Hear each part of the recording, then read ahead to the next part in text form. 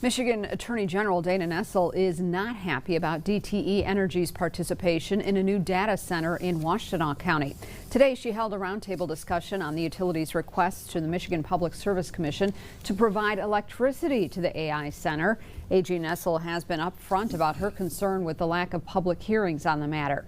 She's urging the commission to consider questions surrounding the project as well as potential financial risks to DTE customers. The AG thinks the commission is being pressured to move quickly through this process.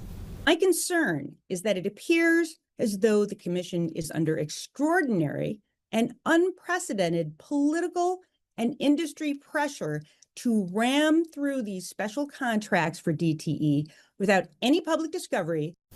The Attorney General says she's been sounding the alarm over the past several months. These huge contracts, she says, could shape Michigan's energy policy for decades. She says without a contested case, residents could be stuck paying the price if the companies behind the data centers back up and leave. Others at the roundtable raised concerns that if DTE is allowed to bypass public input, other utilities could soon follow suit. DTE is holding a 2-hour virtual public hearing on the data center December 3rd.